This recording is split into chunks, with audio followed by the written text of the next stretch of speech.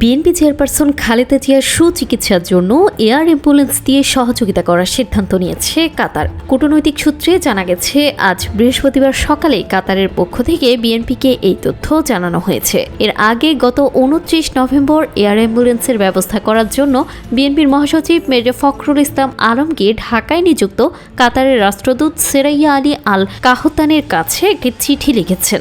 গত 23 নভেম্বর রাতে শ্বাসকষ্ট দেখা দেওয়ায় খালেদা জিয়াকে রাজধানীর এভার কেয়ার হাসপাতালে নেওয়া হয়। পরীক্ষায় তার ফুসফুসে সংক্রমণ ধরা পড়লে তাকে হাসপাতালে ভর্তি করা হয়। এরপর গত রোববার ভোরের দিকে তার শারীরিক অবস্থার অবনতি হলে তাকে এসডিইউ থেকে সিসিইউতে স্থানান্তর করা হয়। সাবেক প্রধানমন্ত্রী খালেদা জিয়াকে দেখতে আজও দেশের বিভিন্ন স্থান থেকে দলীয় নেতাকর্মীরা রাজধানীর এভার কেয়ার হাসপাতালের সামনে ভিড় করছেন। আজ সকাল 10:30টার দিকেও হাসপাতালের সামনে নেতাকর্মীদের ভিড় দেখা যায়। এদিকে খালেদা জিয়ার চিকিৎসার সহায়তায় যুক্তরাজ্যের বিশেষজ্ঞ চিকিৎসক রিচার্ড বিএল গতকাল বুধবার বিকেলে ঢাকায় এসেছেন। তার চিকিৎসায় সহযোগিতা করার জন্য গতকালই চীন থেকে আসা 4 সদস্যের আরেকটি চিকিৎসক দলও যোগ দেন। গতকাল রাত 9টার পর তারা ঢাকায় অবতরণ করেন এবং সেখান থেকে সরাসরি এভার কেয়ার হাসপাতালে আসেন। বর্তমানে দেশের একদল বিশেষজ্ঞ চিকিৎসক, যুক্তরাষ্ট্রের জনস হপকিন্স হাসপাতালের চিকিৎসক এবং লন্ডন ক্লিনিকের বিশেষজ্ঞ চিকিৎসকদের সমন্বয়ে গঠিত একটি মেডিকেল বোর্ডের অধীনে